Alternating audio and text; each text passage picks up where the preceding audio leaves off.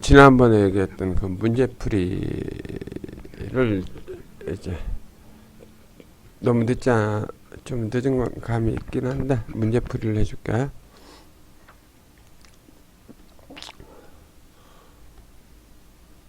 우선 시작에 앞서서 호은이가 이거 정리하느라고 고생했는데 다들 호은이한테 고마운 마음을 갖도록 해. 자, 0.2초 동안 10쿨롱의 전기량이 이동하게 되면은 전류는 몇 암페어가 되는가? Q는 전류 곱하기 시간이죠. 그래서 10은 0.2 곱하기 I니까 I는 0.2분의 10해서 얘는 50이 되겠죠. 그래서 4번. 다음 그림에서 얘는 브릿지 회로죠. 브릿지 회로는 항상 이 대칭 마주보는 저항의 곱이 같으면은 이 두 점 사이에는 전류가 흐르지 않고 전압도 0이 되죠. 이 두 점 간의 전압 차이는 0이 되죠. 자, R1이 그림이 이거 같아. R2, 3. 좀 그림을 확대해 봐야 되겠다.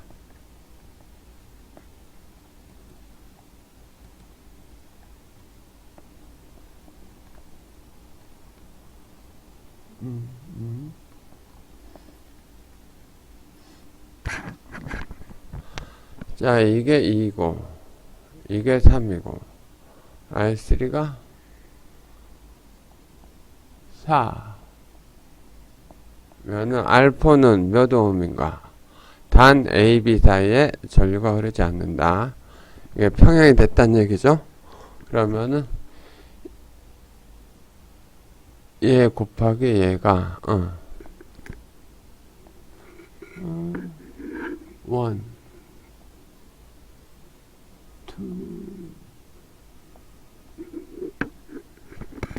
숫자가 좀 이상한데 이거 더 크게 보자.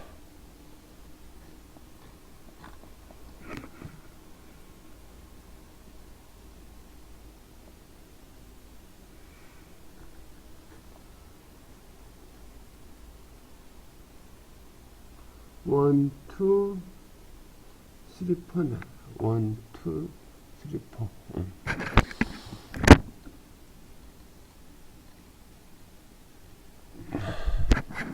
이게 2고 이게 2고 1 3이고 이게 4고 이게 3, 4, 12 이쪽도 12가 되면 되죠. 2 곱하기 6 이렇게 해서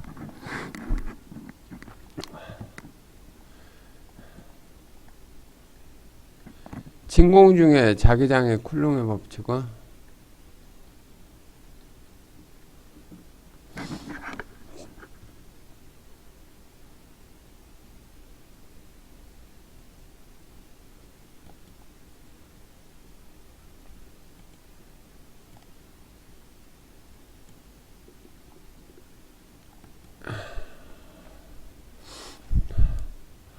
자, 여기서는 좀 이제 학생들이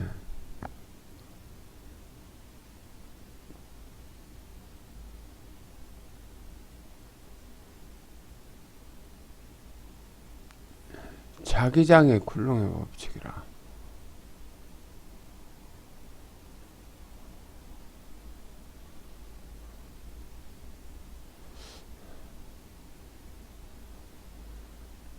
자, 자기장과 쿨롱 내가 잠깐 헷갈렸다. 쿨롱의 법칙 자기장에서 쿨롱의 법칙은 내가 잠깐 헷갈렸어. 여기 작용하는 힘은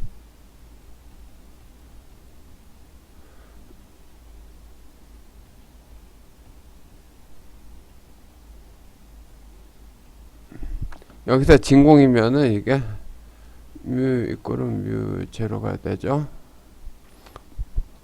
그래서 이 식을 보면은 6 곱하기 10의 4승 곱하기 R 제곱보다 M1 M2 뭐 이런 식으로 적혀 있는데 그 바람직한 문제 같진 않아. 계산을 하라는 것도 아니고 계산을 하지 말라는 것도 아니고.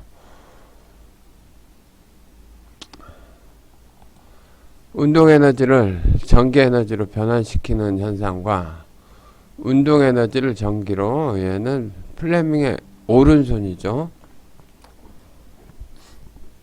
왼손은 발전기, 오른손은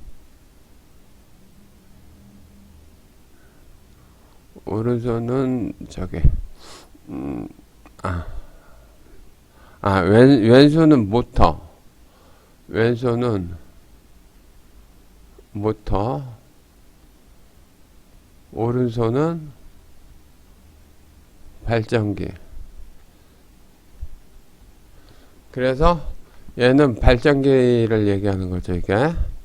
그래서 플레밍의 오른손 법칙이 되는 거죠.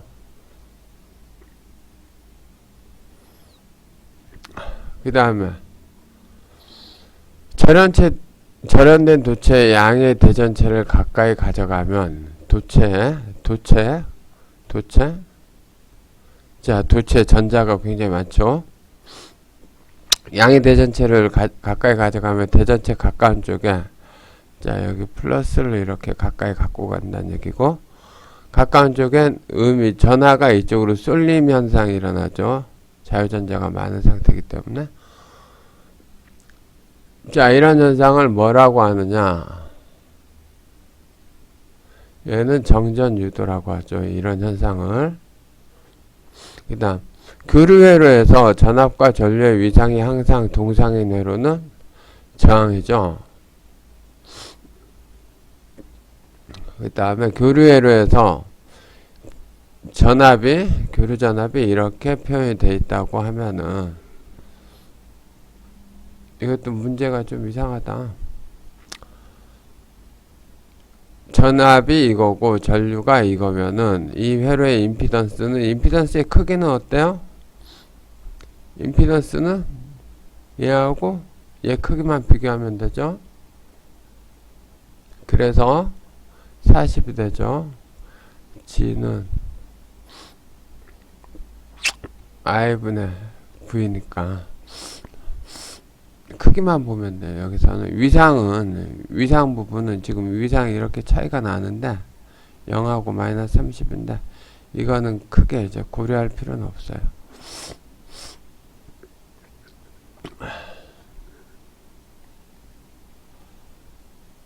그 다음에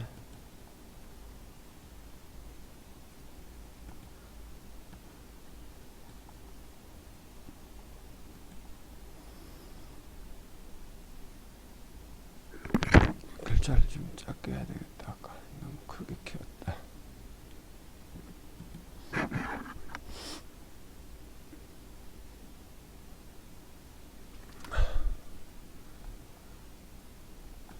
그 다음 17번 P형 반도체에 대해 옳은 것은, P형 반도체는 자 3가 불순물을 첨가한 게 이러면 P형 반도체가 되죠. 주 캐리어는 자 3가니까 전자가 모질란 애야. 그래서 주 캐리어는 전자가 아니고 불순물을 혼합한다. 혼합하는 불순물을 도너라고 한다. 자, 도너는 전자 얘기죠.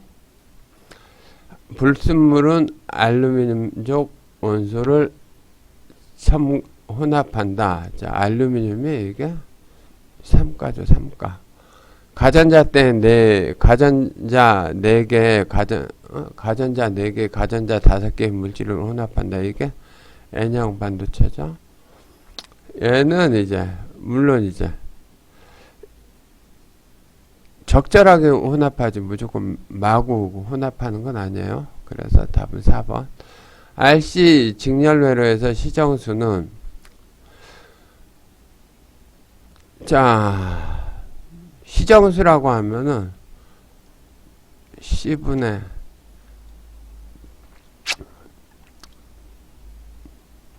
그 익스포넨셜 함수의 마이너스 뭐분의 뭐 t 이런 형식으로 표현이 되는데 이 부분이 1이 되는 시간을 시정수라고 하는데, 그러면은 이제 RCL에서는 이제 저는 콘덴서의 전압이 쌓이거나 콘덴서의 전압이 쌓일 때는 이렇게 쌓이겠죠. 그 다음에 뱉어낼 때는 이렇게 뱉어내겠죠. 그래서 이 콘덴서 전압을 대략적으로 R과 C가 있다면 콘덴서 전압은 이제 어쩌고 저쩌고의 익스포넨셜 마이너스 R C분의 T의 형태로 이게 쌓이거나 내려올 때도 이런 식으로 돼요. 내려올 때는 이 형태나 아니면 1 마이너스 익스포넨셜 마이너스 R C분의 T의 형태로 콘덴서가 있을 때는, 이래서 시정수 R은 이 값이, 요 부분이 1이 되려면은 1이 될 때 R C분의 T는 1이 될 때 T는 R C가 되죠. 시정수. 그래서 3번이 되는 거고,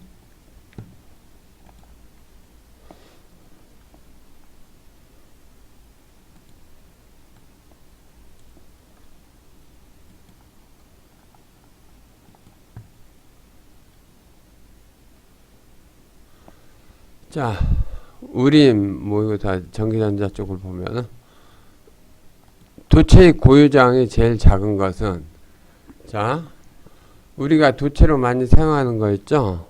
그게 뭐죠?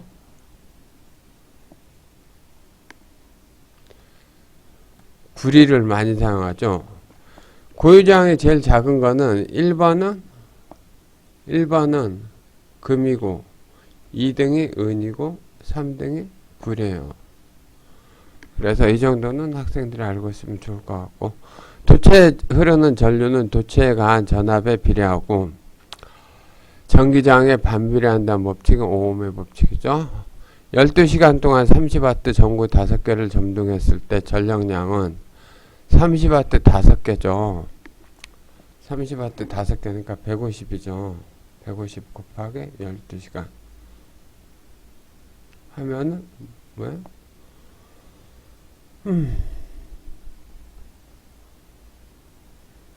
12라면은 100, 1500 플러스 300 1800이죠. 그래서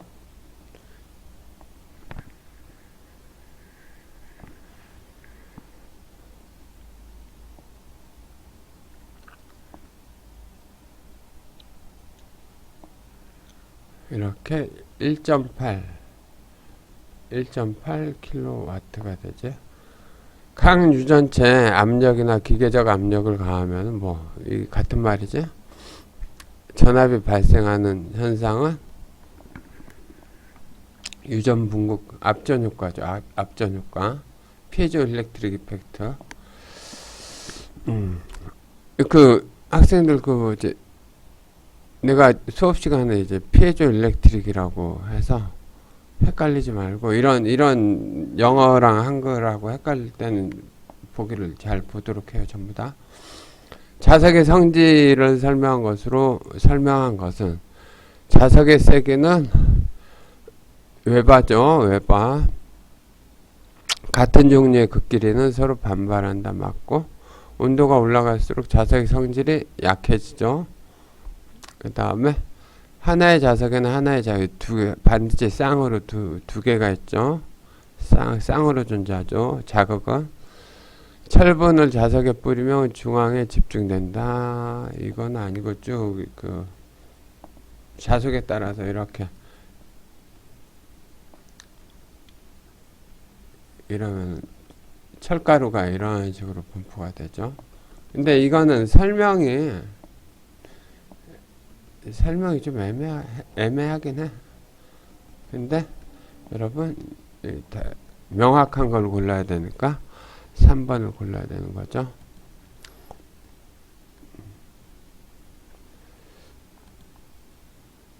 아, 2페이지 보기로 해야 되겠다.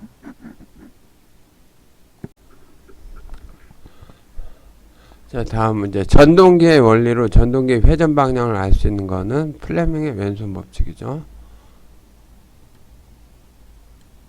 그 다음에 정연파 교류에 대한 설명으로 옳은 것은 원거리 송전은 가능하죠.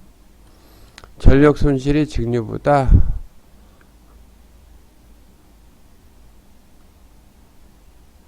많다? 이거는 조금 내가 헷갈리네. 잠깐 볼게. 다른 것부터 보자고. 직류보다 성질이 간단하다? 이것도 뭐 표현하기가 좀 이상하게 되어 있죠. 정연파 기전력은 평균값이다. 실효값을 보통 얘기하는데 변압기에서 쉽게 변압할 수 있다. 변압기를 이용해서 변압은 가능하죠. 그래서 이 5번을 답으로 선택해 놓은 것 같은데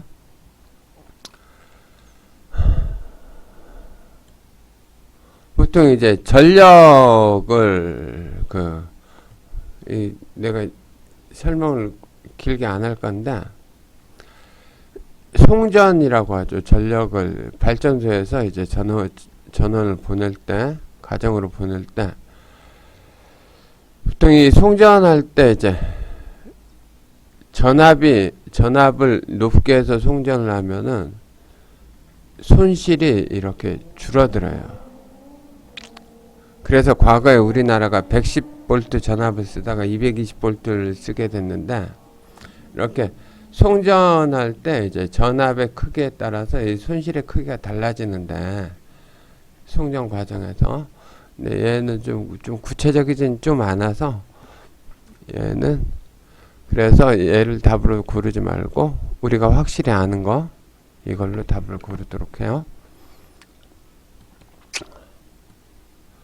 그 다음에 직류계기이면서 평등능급 지시치를 평균치를 지시하며 액성 관전류계로 사용할 수 있는 전기계기는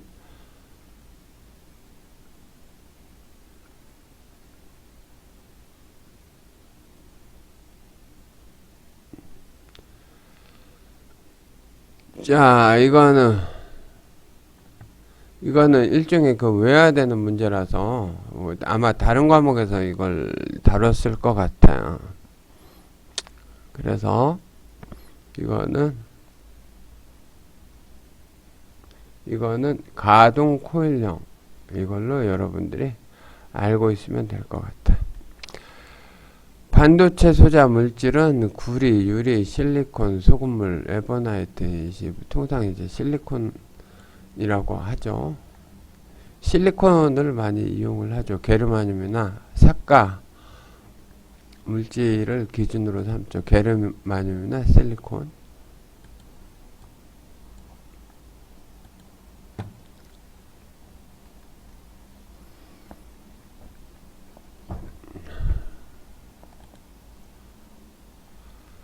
저항의 직렬 연결에 대한 설명으로 옳은 것은 각 저항의 전류 크기는 다르다. 얘는 틀렸죠. 직렬 연결은 무조건 전부 다 전류가 똑같죠. 각 저항의 전압 크기는 동일하다. 이것도 틀렸죠. 저항의 크기에 따라서 전압이 달리 걸리죠. 합성 저항은 각 저항의 합과 같다. 얘는 맞고 직렬 연결이니까. 전류는 저항과 비례한다. 얘 틀렸고 반비례하죠. 각 저항의 전압은 저항에 반비례한다. 저항에 비례하죠. 얘도 틀렸고. 그 다음에 저항의 역수로 옳은 것은 R분의 1이죠.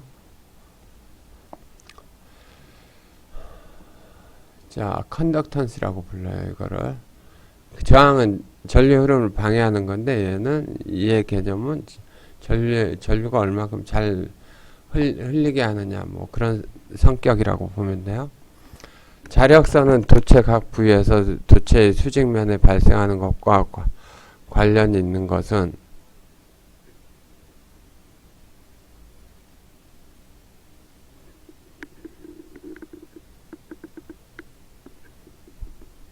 얘는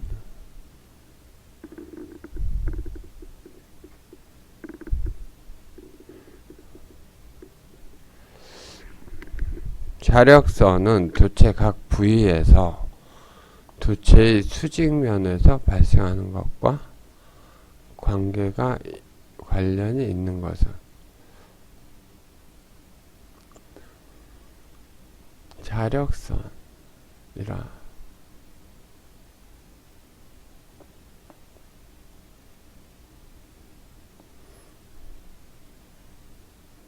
저 암페어의 오른나사 법칙은 전류가 이렇게 흐르면은 주변에 이렇게 이 방향으로 자기장이 생긴다는 얘긴데,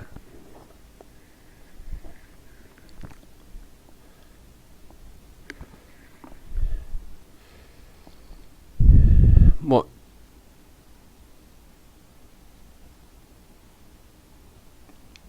이거로 답이 되어 있는데, 뭐 사실 좀 문제가 좀 애매하네 이것도. 그 다음에 하여튼 이렇게 모호한 문제들, 이런 것들은 좀 학생들이 좀 신경 써야 돼. 설마 이런 식으로 문제 나오진 않겠지. 정전 용량 C의 평행판 콘덴서의 전극 간격을 2배로 늘리면은, 평행판의 간격을 2배로 늘리면은, 자, C는 D분의 입실은 A죠. 단면적 A, 거리. 그래서 2배 하면은 이게 곱하기 2가 되니까 2분의 1로 감소하겠죠.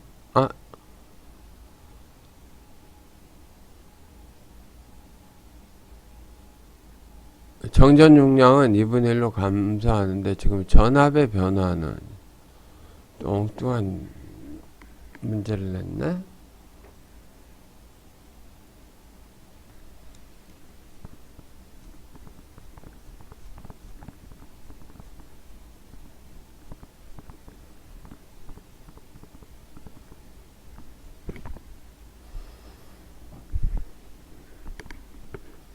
자, 얘가 정전 용량은 2분의 1로 주는데,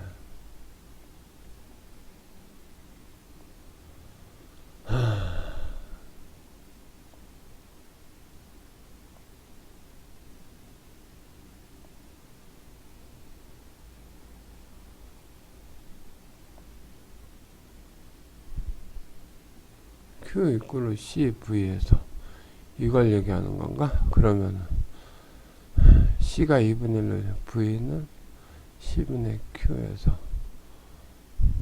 C가 2분의 1로 주면은 뭐 이걸 원하는 거 같.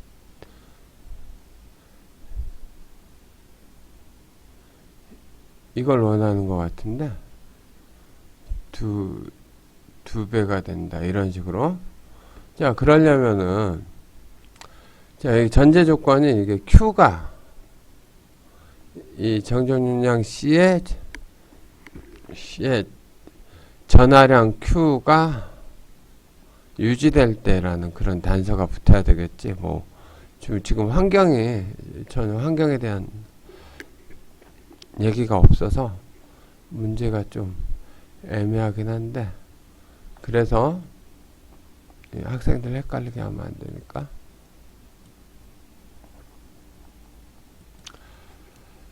자, 아마 이 과정을 거쳐서 뭐 문제를 풀어달라는 의도로 이 2배로 증가한다고 이 문제를 만들어 놓은 것 같아.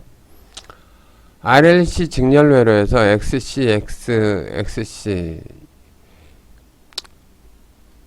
유도 리액턴스하고 정전 리액턴스가 같을 때, 공진이 됐을 때란 얘기예요.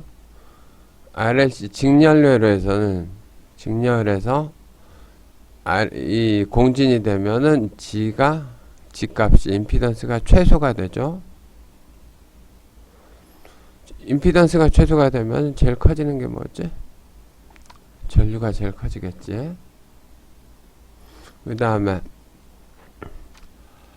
25ohm의 저항을 인덕턴스 C밸린 코일과 직렬로 연결한 경우 시정수는, 자, 얘는 어떻게 돼요? 시정수는 이 경우에는 그 코일에서는, 아니 콘덴서에서는 RC분의 RC가 시정수죠. 그러면은 이제 인덕터에서는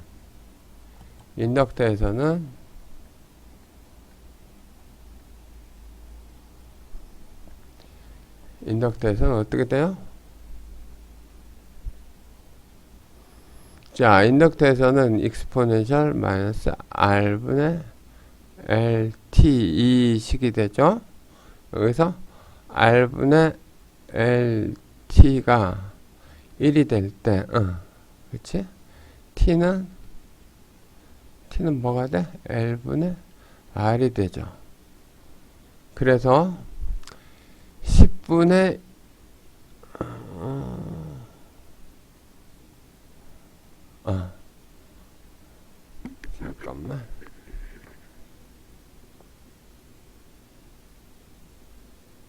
잠깐만 내가 식이 좀 헷갈리다. 내가 좀 오랜만에 봐서 이게 식이 헷갈렸는데,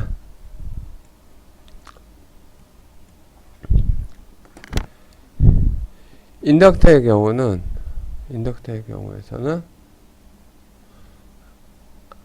R, L 회로에서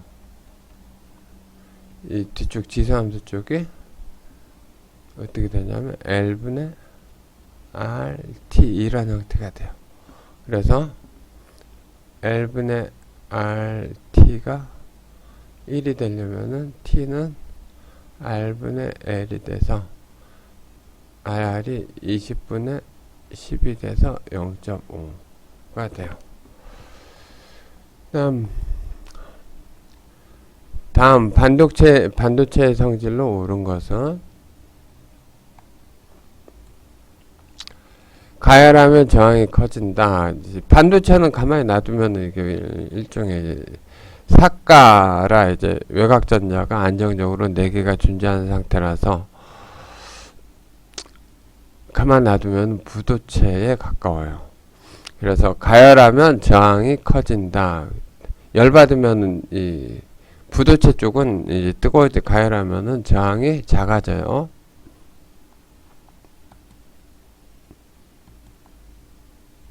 그 다음에 불순물의 양과 저항과의 관계가 있죠. 불순물이 많아지면 저항이 작아져요. 그 다음 직류전기를 교류전기로 바꾸는 정류작용을 한다. 정류작용은 교류를 직류로 보내는 걸 얘기하는 거예요. 다이오드를 이용해서 이걸 많이 하죠. 그 다음에 극소량의 불순물에 의해 전기장의 변화가 생긴다. 그쵸? 얘는 불순물에 의해서 저항이 변하죠. 반도체 물질의 원자는 최외곽에 3개의 전자를 갖는다. 반도체는 이제 삭가니까 4개죠. 여기서 그래서 4번이고, 정류작용 특성을 가지고 있는 애는 다이오드고, 정전 용량을 키우는 방법은 아까 얘기했지만 C는 D분의 입실론 A, 이게 유전율, 얘 단면적, 얘는 거리. 극판의 면적을 크게 하거나 작게 하면 안 되고, 극판의 간격도 작게 해야 되겠죠. 유전율이 큰 걸 사용하고 얘는 맞고, 진공 유전율이 작은 것을 사용한다. 뭐 진공 유전율이, 이건 말 자체가 안 돼요. 유전 물질이 두꺼운 것을 사용한다. 얘는 이게 D가 커진다는 얘기예요. 그래서 얘 틀리고, 그래서 얘가 3번.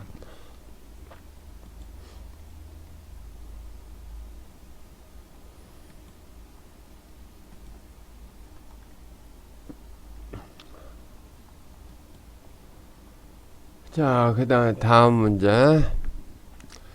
도선에 20쿨롬의 전하량이 2초 동안 흘렀다면 도선에 흐른 전류는 20.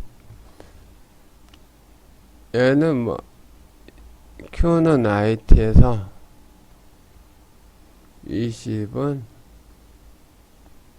I 곱하기 T니까 I가 2죠. 아니 T가 2죠. 그래서 I는 10이 되겠지. 전기저항에 대한 설명으로 옳은 것은 도체는 자 여기서 저항은 도체 저항 R은 길이에 비례하죠. 단면적에 반비례하고 그 다음 저항률에 비례하죠. 그래서 도체는 단면적이 크면 저항이 작아지고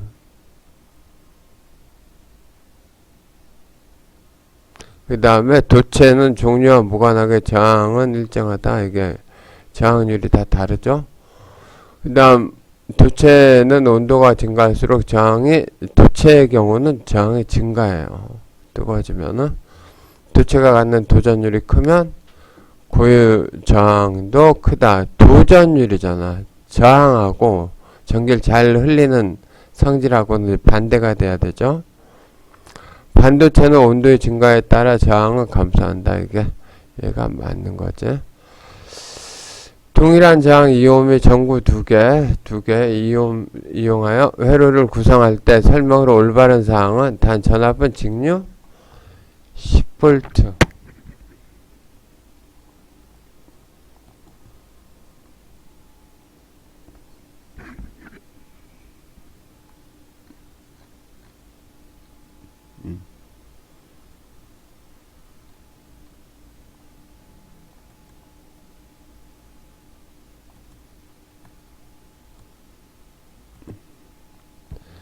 전압은 직류 10V.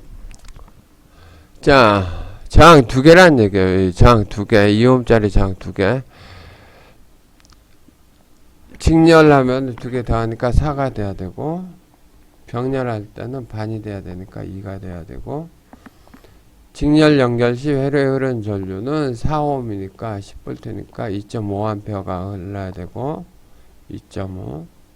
그다음 병렬 연결 시 회로에 흐르는 전류는 병렬 연결하면은 두 개니까 1옴이니까 잘못 썼다. 1옴이니까 얘가 전압이 10이니까 10A가 흘러야 되고, 병렬 연결 시 전구의 밝기가 직렬 연결보다 밝다. 통상적으로 이제 밝기를 크게 하려면은 각 저항에 흐르는 전류가 커지죠. 그래서 이때 더 밝아져요. 그러니까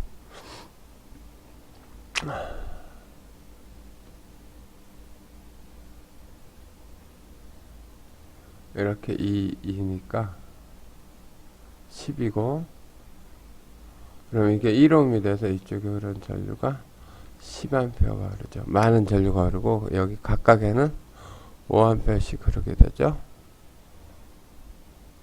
5A. 자, 여기에 전류가 5A 흘러서 이 경우하고 이게 2에서 이게 4옴이죠. 그리고 이 경우에는 2.5A가 흐를 때 밝기하고는 당연히 이쪽이 밝겠죠. 직류전압 100V를 인가하여 5시간 사용할 때 100V 5시간 전열기의 소비 전력량 kWh는 자 100옴짜리다. 그러면은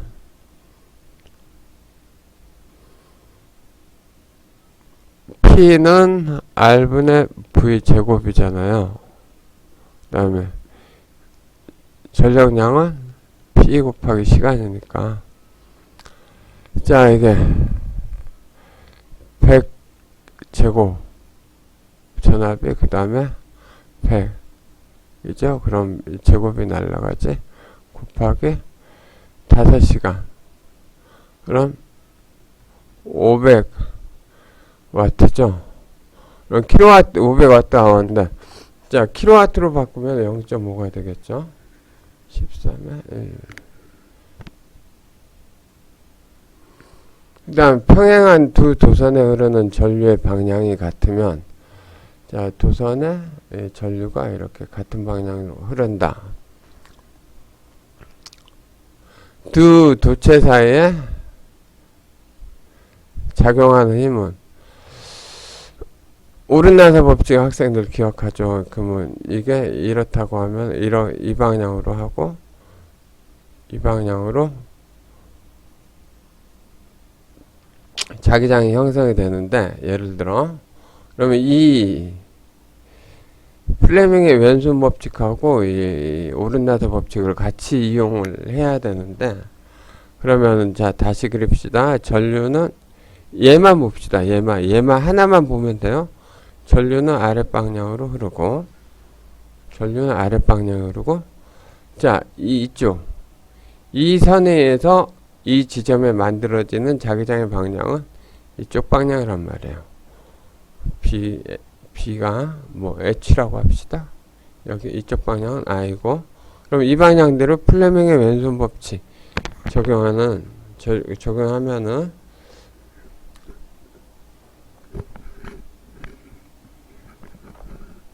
그러면 어때요? 그러면 힘이 이쪽 방향으로 작용하게 돼요. 그러면 서로 당긴다는 얘기예요. 그래서 14번에 2번. 그 다음에 흡인력. 그 다음에 RC 직렬회로 해서 콘덴서의 저항과 용량이 각각 R은 이거고, 콘덴서의 저항과 용량? 말이 좀 잘못 쓰였네. 저항은 2옴, 콘덴서 1 마이크로 페라실 때, 시정수는, 이거는 답이 잘못됐네. 시정수 타운은 RC였잖아요. 아까 봤듯이. 2 곱하기 1 곱하기 10에 마이너스 6은 2 마이크로 세컨드예요. 여기 단위가 빠졌어. 문제가 잘못됐네, 이거. 그 다음 16번 변압기에서 자기 인덕턴스가 각각 25mA, 그 다음 4mA이고 이들의 결합 계수는 0.8일 때 상호 인덕턴스는 어떻게 되느냐? 그쵸?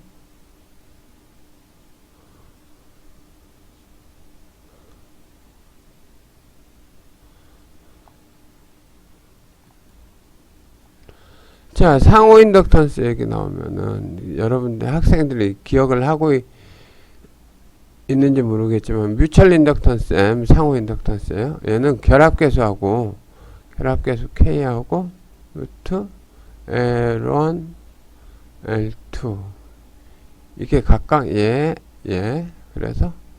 0.8 곱하기 루트 25 곱하기 4 100이죠. 그러면은 이게 10이니까 8이 되겠죠. 8. 그래서 4번.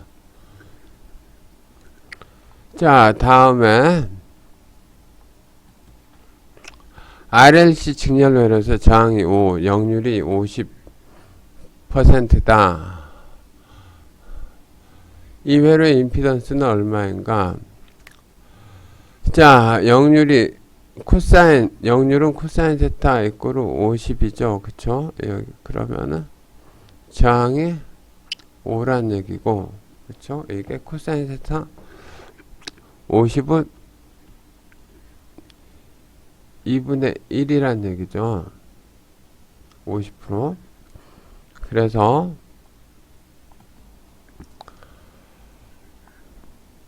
자, 보면은, 이제 이게, 저항이 5고, 자, 그 다음에 Z가 10이라는 얘기죠. 그래서, 자, 역률이 어떻게 계산되죠? 역률. 피상전력분의 유효전력이죠. 그래서 얘는 피상전력은 임피던스에 해당이 되고 유효전력은 R에 해당이 되죠. 이렇게. 그래서 이게 오면은 자 R 0.5 얘가 5죠. 그럼 G가 이게 두 개 자리 바꾸면 하면 되니까 G는 10이 돼요. 이렇게.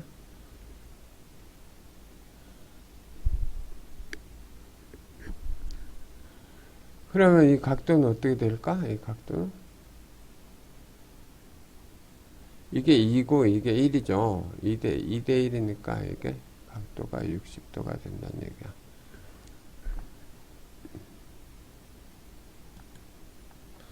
그 다음 P형 반도체에 대한 설명으로 옳은 것은 소수 캐리어는 전공이다. P형 반도체는 3가를 섞은 거니까 전공이 다수 캐리어가 되는 거고, 다수 캐리어는 그렇지? 소수 캐리어는 전자가 되고 다수 캐리어는 전공이 되는 거고, 불순물로는 아세나이드, SBP 등의 질소적 원소를 넣는다. 자, 얘네들은 N형 반도체 넣는 거죠. N형 반도체. 가전자 3개를 갖는 물질을 순수 반도체에 도핑을 해서 만든다. 그치? 3가의 불순물을 반도체에 이제 도핑을 통해서 이제 주입을 하는 거죠. 그 다음 순수 반도체에 불순물을 넣어 반도체의 저항을 크게 한 반도체다. 여튼 불순물 들어가면은 반도체의 저항이 작아져요. 그래서 얘는 얘가 되는 거예요.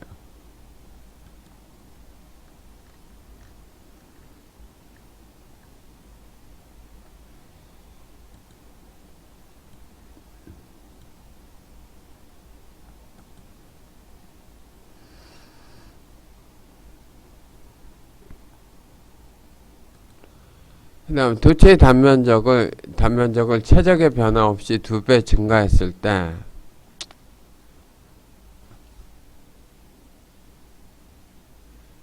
예를 들어 얘를 잡아 늘렸다는 얘기예요. 최적의 변화 없다는 얘기는 잡아 늘렸으니까 길이가 2배가 된다는 얘기는 단면적이 2분의 1배가 된다는 얘기예요. 저항의 변화는 자 R은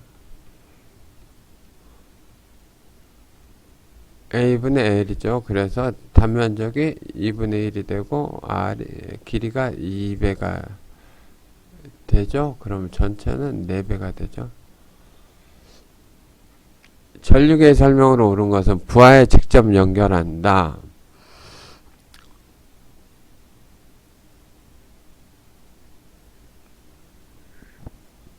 이게 의미가 참 이런 식으로 적으면 좀 어려워. 직접이라는 게. 자, 전류계는 우선적으로 설명을 하면은, 전류계는 이렇게 선을 끊고서 집어넣어서 측정을 해야 되죠. 보통 이제 교재에서는 직렬 연결해서 측정한다라고 얘기를 해요. 그래서, 그리고, 자, 전류계를 이 사이에 넣었으니까 이 회로의 기본 동작에 영향을 안 미치려면 이 전류계의 저항값이 아주 작아야 돼요. 이 원래 회로에 영향을 안 미치게 하려면은.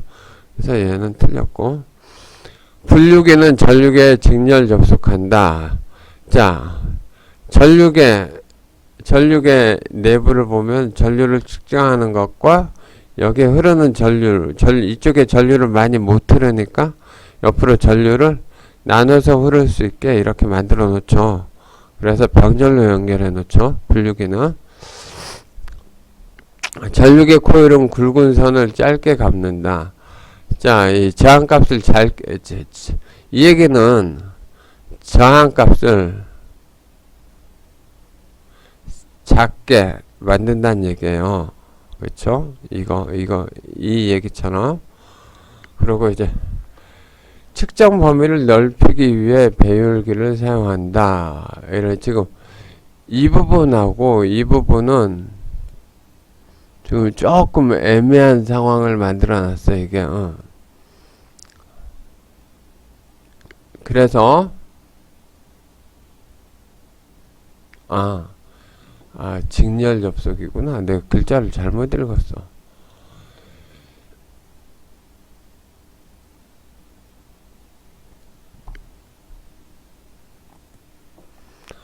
자, 내가 급하게 하려다 보니까 글자를 제대로 못 읽네. 학생들도 이제 나중에 문제 풀 때 이렇게 실수하지 말아요.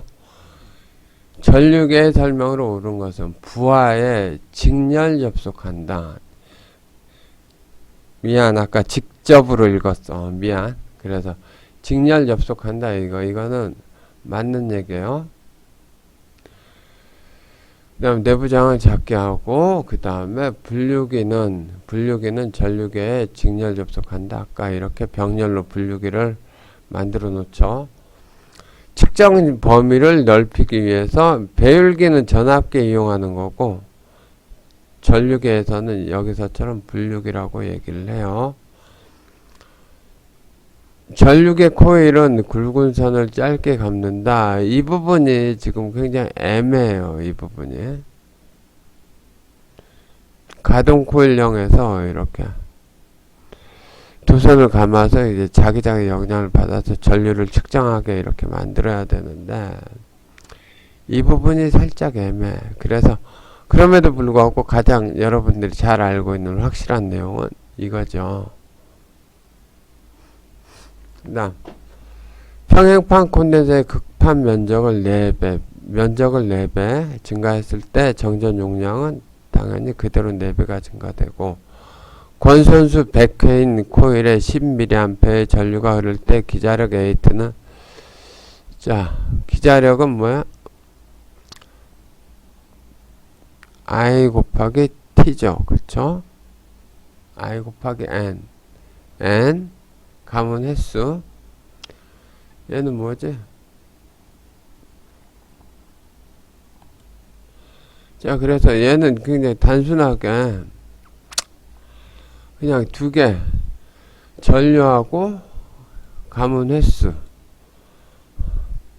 암페어 턴을 이렇게 하면 되니까, 그 학생들 그 혹시라도 단위 헷갈리는 학생들, 10mA는 0.01이에요. 곱하기 감은 횟수 100이니까 얘가 결국은 1이 되는 거야.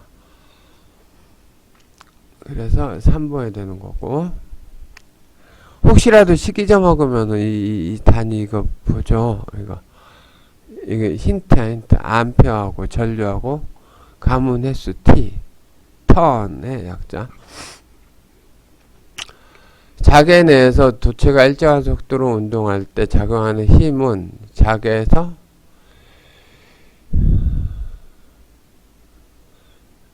자계 내 도체가 움직이면은 기전력이 발생하죠.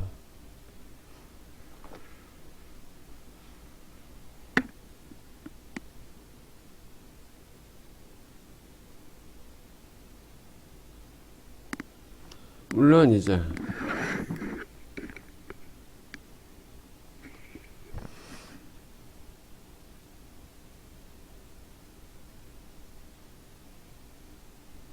이게 여기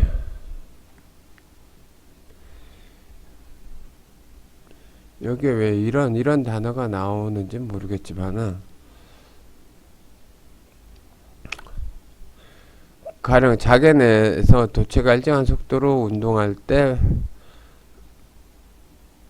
발생하는 것은 뭐 이런 식으로 적어야 되겠지. 그래서 기전력이 발생하지.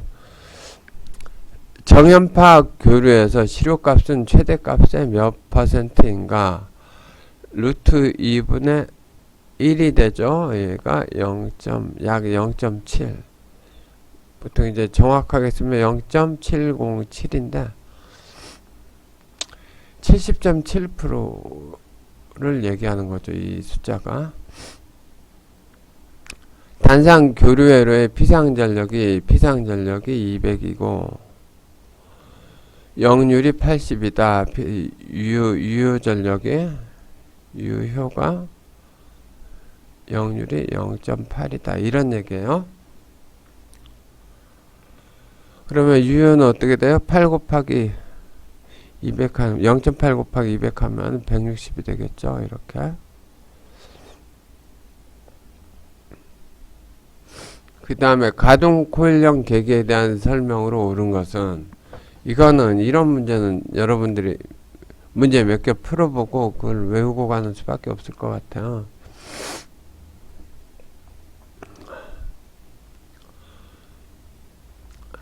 교류 전용 계기다. 이런 것들은 다 이제 여러분 눈금이 아이 공간 이렇게 눈금으로 이렇게 지시하는 이렇게 움직이는 애잖아요. 이런 애들은 교류를 측정 못해. 교류 종류는 다. 그 다음에 주파수 영향이 크다. 이거 그러니까 교류 관련된 얘기는 다 이제 해당 사항이 없는가. 그 다음에 지시값은 평균값이다.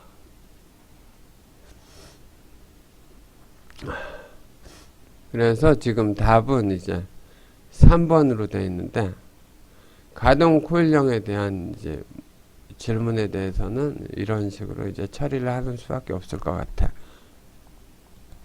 이 내용이 보면은 일부 교재는 이런 내용들도 다루긴 하나 보던데, 사실 지금 요즘 시대에는 사용을 하지 않는 물건이긴 해요. 그래서 이런 것들은 내가 수업 시간에서도 뭐 거의 아주 이제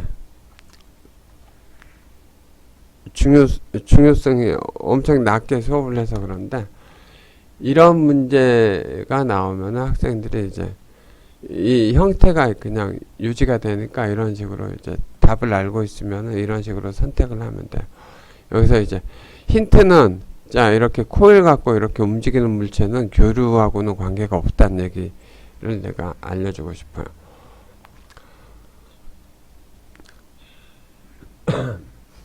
그 다음에 이제 반도체와 관련된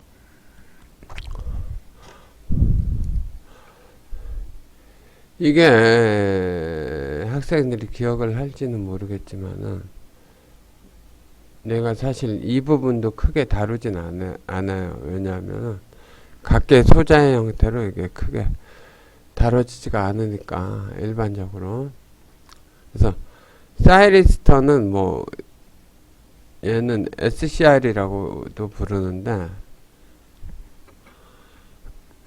여튼 기호로는 이런 식으로 되어 있어요. 에노드, 캐소드, 그 다음에 게이트, 이런 식으로 이런 심볼로 그려져 있는데, 여기는 이쪽으로 흐르는 전류를 이 게이트를 이용해서 흘릴 수도 있고, 이 게이트 전압을 조절하면 얘를 못 흐르게도 할 수 있고 흐르게도 할 수 있어요. 그래서 얘는 이제 이 둘 사이에 흐르는 전류를 스위칭하는 용도로 사용을 할 수가 있어요. 근데 이 정도로만 얘기합시다. 이것도 엄밀히 말하면은 이것도 좀 따져볼 게 좀 있어요. 그나마 여기서 보면 제일 근사한 게 가까운 거. 사이리스터 기호라도 그려주면 좀 학생들이 판단하기 좋을 텐데. 자, 반도체 쪽에서는 이제 이렇게 생긴 게 이제 트랜지스터, 다음에 뭐 이런 구조가 이제 FET,